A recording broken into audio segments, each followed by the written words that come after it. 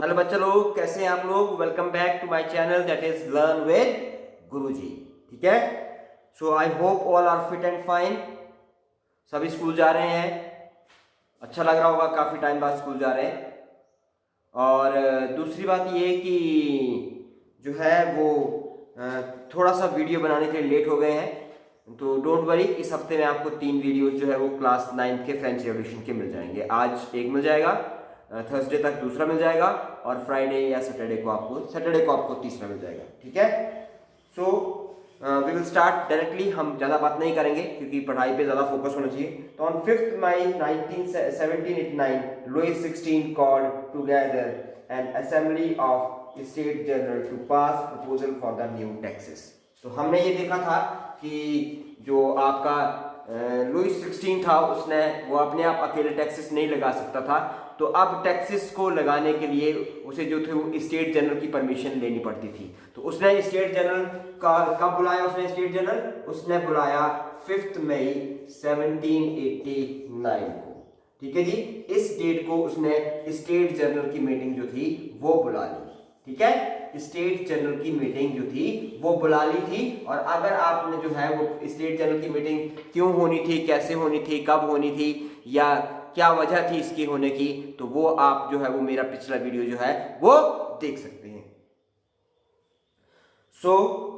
और इस मीटिंग में क्या करना था, इस मीटिंग में जो थे वो आपके टैक्स प्रपोजल्स जो थे, ठीक है, टैक्स प्रपोजल जो थे उनको पास करना था।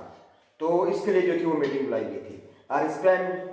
Resplendent hall on Versailles were prepared to host the delegates। अब जो कहां पर हो रही थी, ये वर्सलीज का जो आपका पैलेस था, वर्सलीज पैलेस में जो थी वो ये आपकी मीटिंग जो थी वो हो रही थी।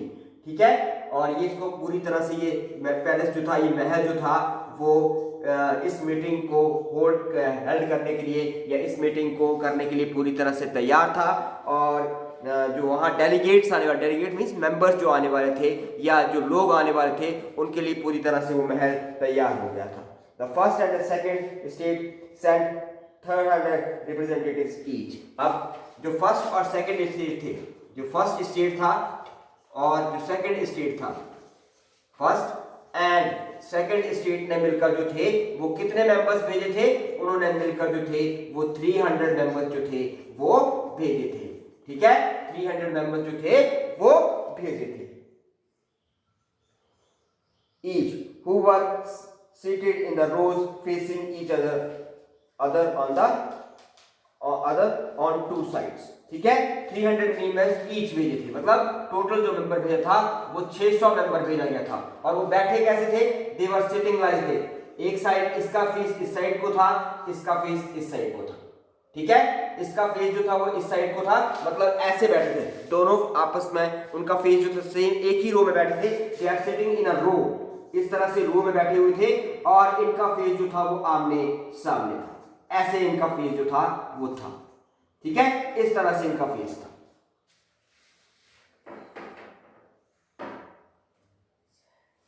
While the 600 members of the third state had to stand at the back। और जो 600 मेंबर्स आपके थर्ड स्टेट के आए थे, थर्ड स्टेट के कितने मेंबर्स आए थे, 600 मेंबर्स, तो इनको जो था इनकी रो के पीछे जो था वो खड़े होना पड़ता था। दे हैव टू स्टैंड, इनको जो था वो खड़े होना पड़ता था। ये पढ़ा जा रहा होगा आपने, दे हैव टू स्टैंड। क्यों, कौन लोग थे ये जो खड़े थे, ये आपके थर्ड स्टेट के मेंबर थे। और कितने मेंबर्स थे ये, 600 members were there. The third state was represented by its more prosperous and educated members। अब थर्ड स्टेट में थर्ड स्टेट में कौन लोग आए थे, थर्ड स्टेट में जो लोग आए थे वो थे आपके एजुकेटेड और प्रॉस्पेरस जो लोग थे, एजुकेटेड एंड प्रॉस्पेरस जो लोग थे, अमीर थे और पढ़े लिखे लोग जो थे वो इसमें, थर्ड स्टेट के वो लोग जो थे वो इसमें शामिल हुए थे। Peasants, artisans and women were denied entry to the assembly। Peasants को और उसके बाद आर्टिशियंस को, आर्टिशियंस बताया था आपको कौन होते, जो हाथों से काम करते, those are known as the artisans. Peasants भी आपको बताए थे, आर्टिशियंस भी आपको बताए थे, और वुमेन्स को इस असेंबली में एंट्री नहीं दी गई थी।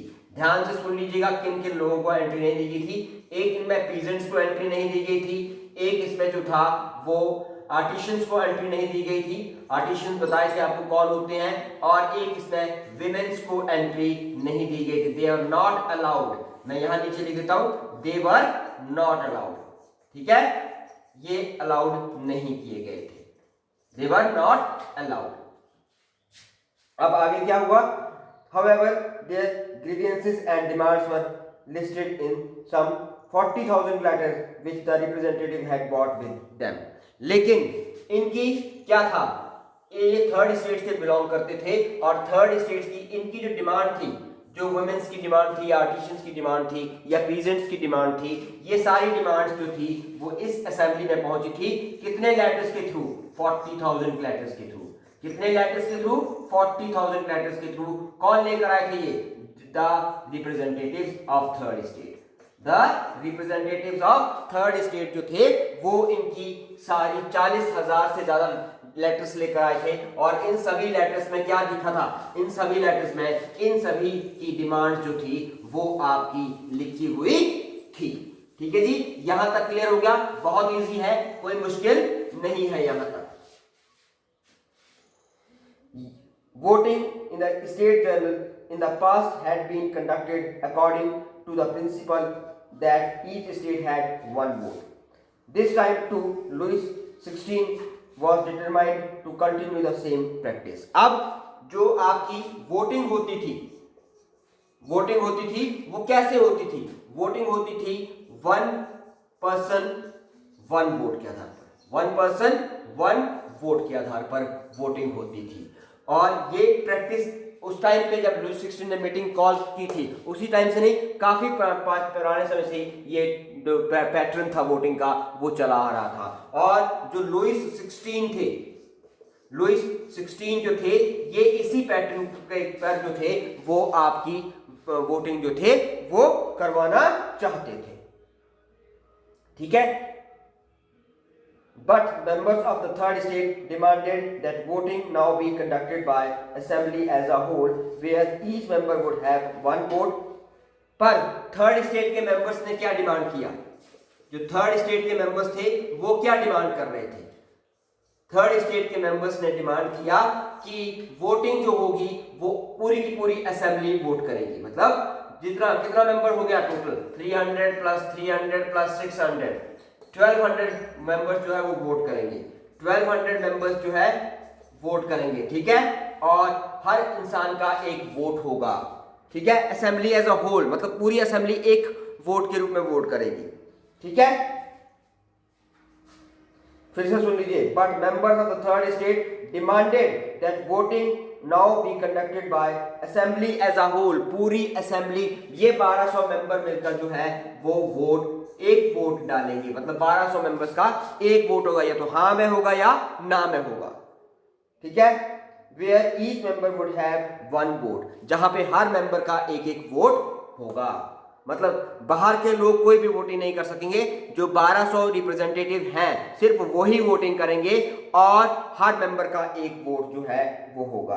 This was one of the democratic principles put forward by the philosophers like Rousseau in his book the Social Contract. और यही एक जो था वो आपकी मैंने बताया थे आपको 2 फिलोसोफर थे और उनमें एक जो थे वो आपके रूसो भी थे। तो उन्होंने यही फिलॉसफी जो थी वो आपकी जो थी वो की थी कौन सी बुक में अपनी? उन्होंने बुक का नाम था द सोशल कॉन्ट्रैक्ट।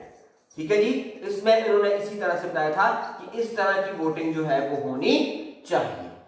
अब आप समझ रहे हैं हमारी इंडिया में क्या होता है? हमारी इंडिया में parliament as a whole voting करती है, लेकिन पार्लियामेंट के अंदर हर मेंबर को वोट देने का अधिकार होता है। जब भी कोई बिल या लॉ लाया जाता है तो parliament as a whole vote करती है। ठीक है, parliament as a whole vote करती है और हर मेंबर के पास वोटिंग राइट होता है। सेम प्रैक्टिस आपकी फ्रांस में जो था, जो वर्सलीज पैलेस था, उसमें भी वही प्रैक्टिस होने जा रही थी।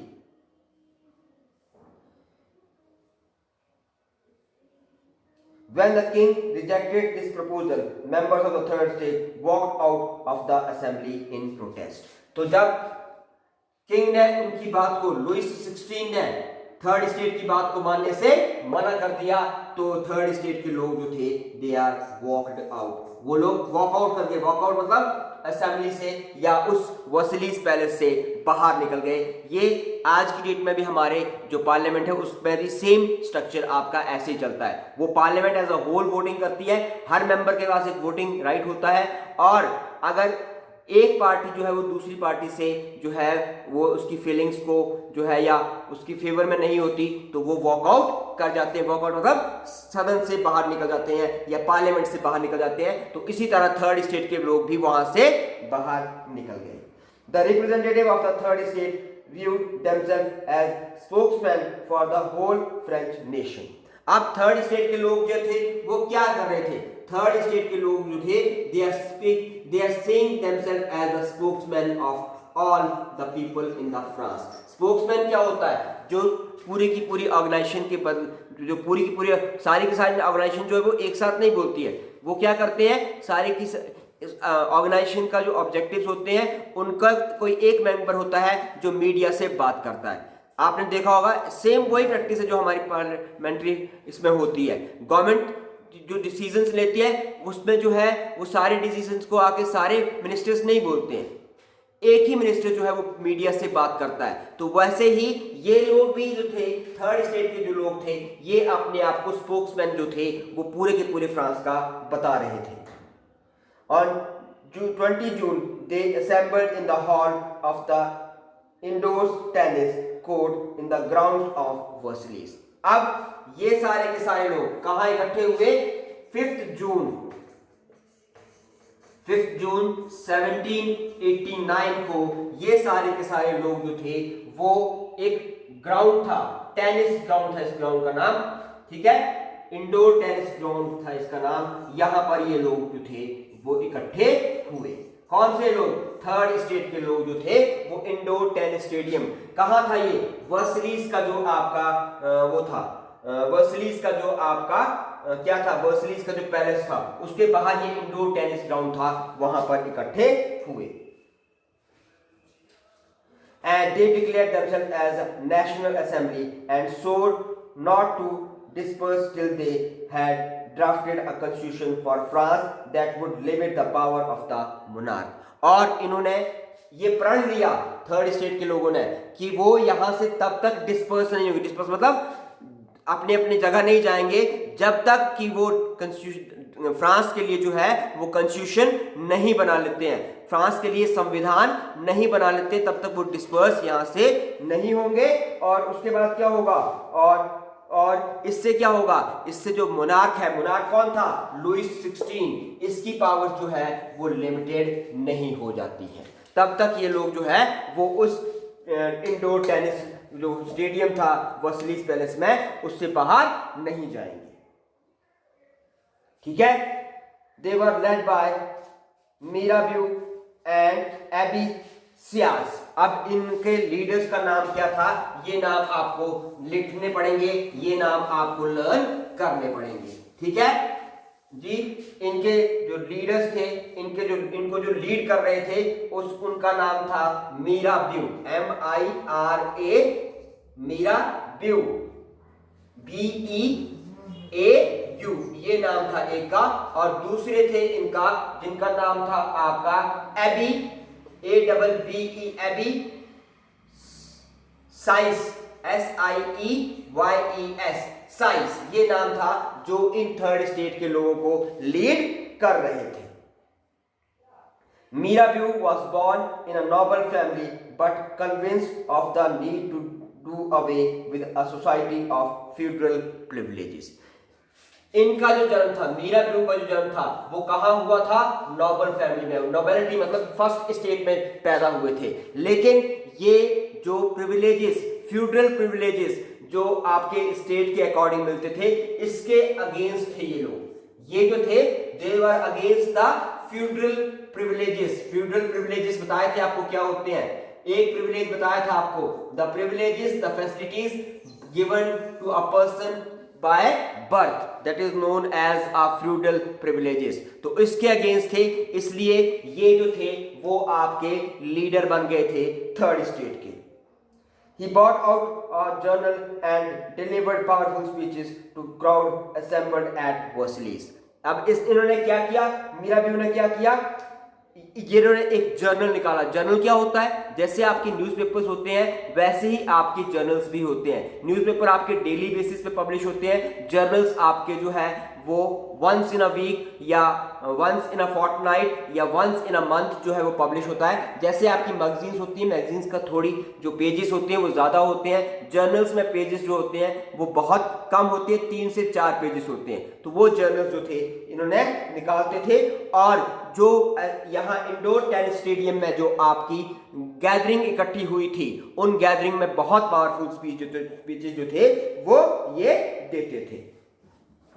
ठीक है, एबिसाइस ओरिजिनली अ प्रीस्ट। अब ये जो थे ये कौन थे, ये प्रीस्ट थे। कौन थे ये, प्रीस्ट। प्रीस्ट कौन होता है, पुजारी होता है।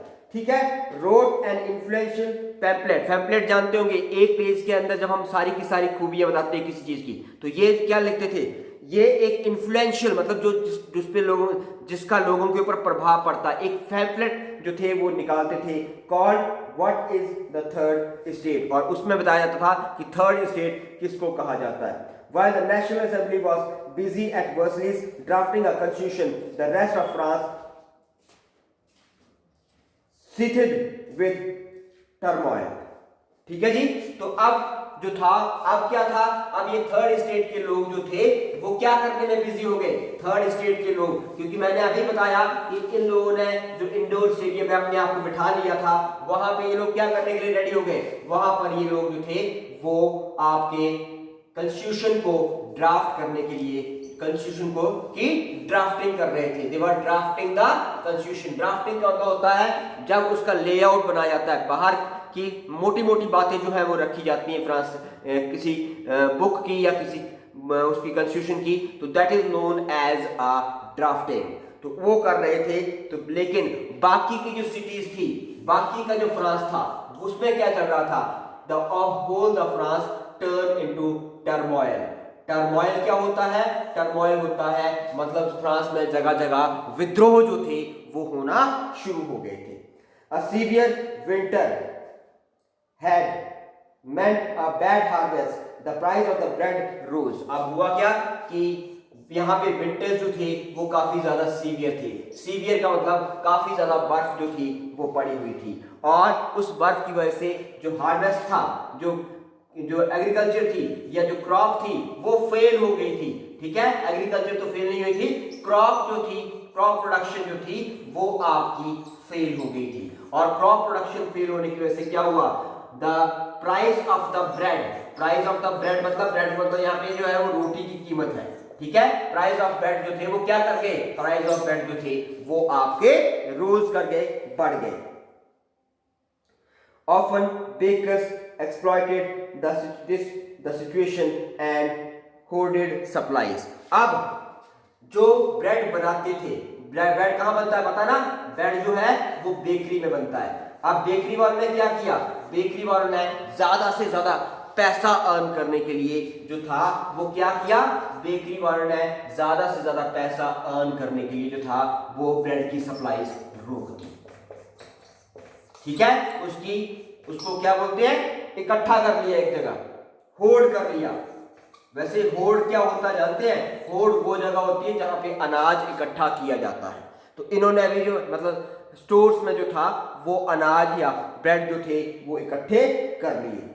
After spending hours in long queues at a bakery, crowd of angry women stormed into the shops. अब बेकरी के बाहर विमेन्स की लाइन्स लगी हुई थी। They all were waiting for the bread. ये सारे लोग जो थे वो ब्रेड के लिए वेट कर रहे थे। लंबी लंबी क्यूज लगी हुई थी, ये सारी की सारी मैं क्यूज दिखा रहा हूं आपको। और ये कौन लोग थे, These were the women. कौन थी ये, These were the women. Women's थी ये सारी की सारी। और काफी ज्यादा जब बहुत टाइम हो गया, बहुत लंबा टाइम इनको वेट करते हो गया, तो इसके बाद उन्होंने बेकरी के ऊपर क्या कर दिया, इन्होंने बेकरी के ऊपर जो था वो अटैक कर दिया। At the same time, the king ordered troops to move into the Paris. इसी के साथ साथ जो लुईस 16 था, इसने क्या किया, इसने जो था वो अपनी आर्मी को ऑर्डर दिया कि आप पेरिस की तरफ को मूव कर जाइए। Paris is the capital of France, Paris जो है वो फ्रांस की कैपिटल है, ठीक है। On 14 July the agitated crowd stormed and destroy the Bastille, और उसके बाद जो था, जो एजिटेटेड, जो जला भुना, जो आपका एजिटेटेड मीन्स जो लोग विद्रोह कर रहे थे, एजिटेटेड जो क्राउड था, जो इसके ब्रेड के सब प्राइस बढ़ने से पूरी तरह से जो था वो हो गया था, फ्रस्ट्रेट हो गया था, उसने क्या किया, उसने जो था वो आगे बढ़ना शुरू किया। और यहाँ पे एक किंग का पैलेस था जिसका नाम था, ये ध्यान से सुनिएगा, मैं यहाँ बड़ा बड़ा लिख रहा हूं, बेस्टलीज, ठीक है, BASTILLE, बेस्टलीज का जो फोर्ट था उसको तोड़ फोड़ दिया, ठीक है। In the countryside rumours spread from village to village that the lords of the manor had hired bands of brigands who were on their way to destroy the ripe crops. हर गांव में ये अफवाह फैलती जा रही थी, rumour means अफवाह, गांव से गांव तक अफवाह फैलती जा रही थी कि the lords of the manor, manor का मीनिंग आपकी बुक में दिया होगा, an estate consisting of landlords and his mansions, ठीक है। मैनर्स का मतलब दिया है, एन स्टेट, एक ऐसी स्टेट जिसमें कौन आते थे, लैंडलॉर्ड, और consisting of landlords, Lord lands and his mentions, और उसके घर आते थे।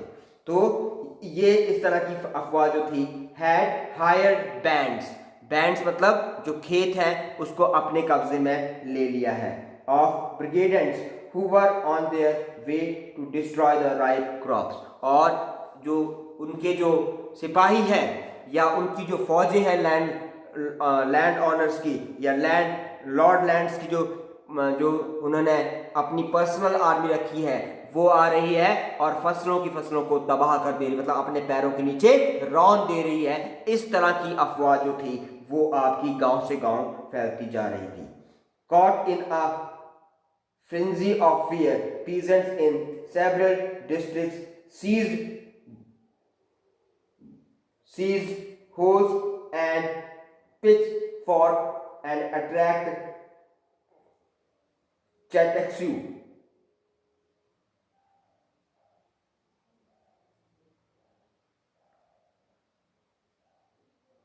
ठीक है, तो इससे डरकर क्या हुआ, इससे डरकर जो है वो पीजेंट्स ने क्या किया, जो इनका कैसल था, ठीक है, राजाओं का जो कैसल था या रेजिडेंस बोल सकते हैं आप, जो किसी किंग का या किसी नॉबल का बिलोंग करता है, उसके ऊपर इन्होंने जो था वो अटैक कर दिया। चेस्यू जो है, चेटेक्स जो है ये इसका प्लूरल है, इसका मीनिंग आपकी बुक में दिया है, कैसल और stately residence belonging to a king और अ नॉबल मैन, एक ऐसा रेजिडेंस जो नॉबल मैन या किंग से बिलोंग करता है। मतलब फार्मर्स ने जो था, जब ये अफवाह फैली कि उसके सिपाही जो है वो आ रहे हैं और खेतों में जो फसलें बोई गई हैं उसको तबाह कर दे रहे हैं, पैरों के नीचे रौंद दे रहे हैं, तो हुआ ये कि फार्मर्स ने उनके आने के रास्ते ब्लॉक कर दिए, और ब्लॉक करने के बाद जो था वो क्या किया, जहां उनके जिस नॉबल्स के जो भी घर वगैरह थे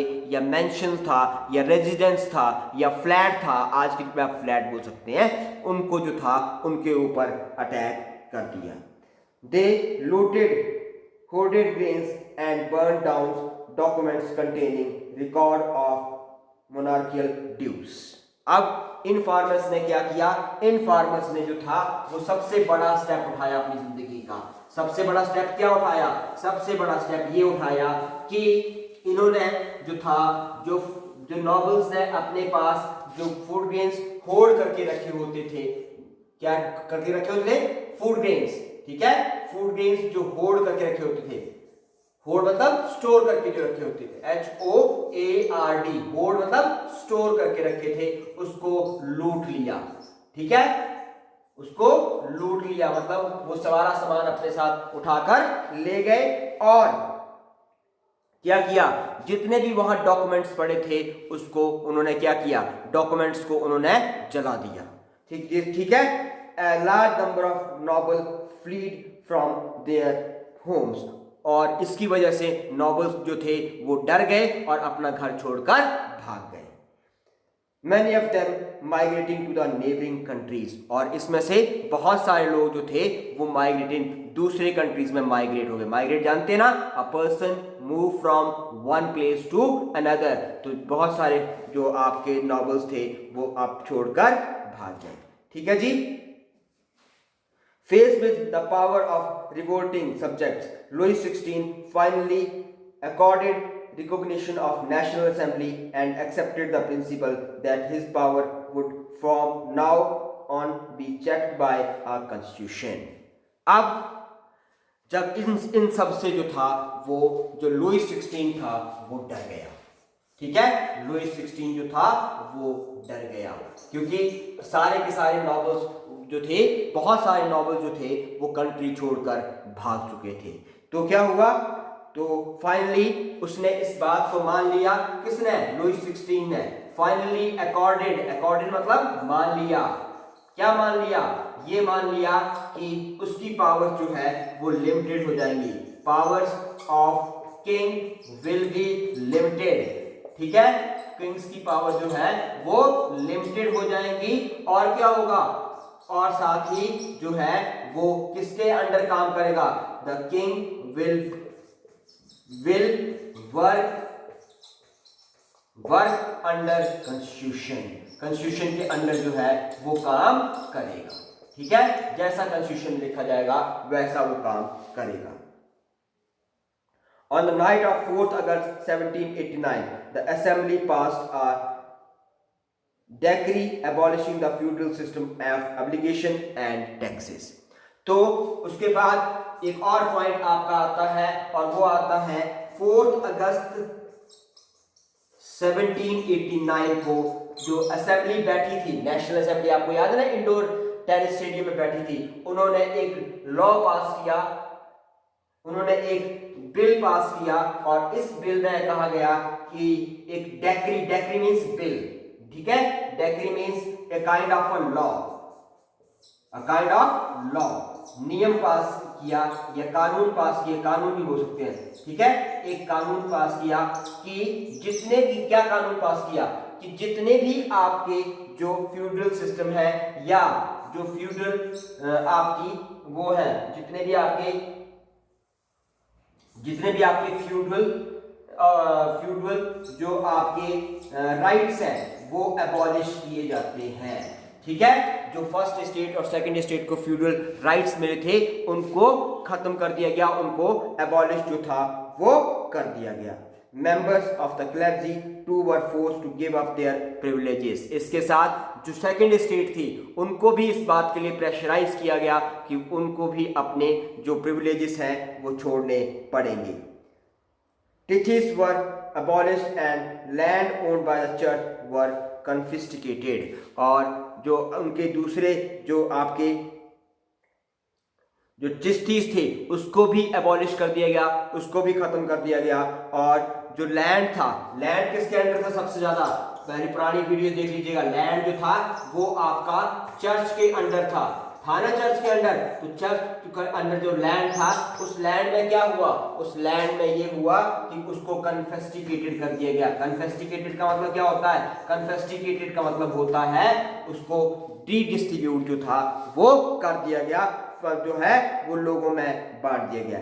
As a result, the government acquired asset worth at least 2 billion livres. Libre जो है वो इनकी क्या है, लिबर जो है वो इनकी करेंसी है। तो इससे गवर्नमेंट को कितना फायदा हुआ, इससे गवर्नमेंट को इतना फायदा हुआ, मतलब उनके खजाने में कितना पैसा आ गया, इतना पैसा आ गया। आप इसको जो है वो 2 बिलियन रुपीस भी बोल सकते हैं अगर आपको लिबर समझ नहीं आता। जैसे हमारे यहाँ रुपीस चलते हैं तो फ्रांस में लिबर चलता है, तो इतना पैसा जो था वो फ्रांस के अंडर आ गया। ठीक है, with this thank you very much. I hope you will like, share and subscribe this my channel, that is Learn with Guruji. और थर्सडे को और सैटरडे को आपको एक और वीडियो जो है वो मिल जाएगी इसी चैप्टर से related. Thank you very much.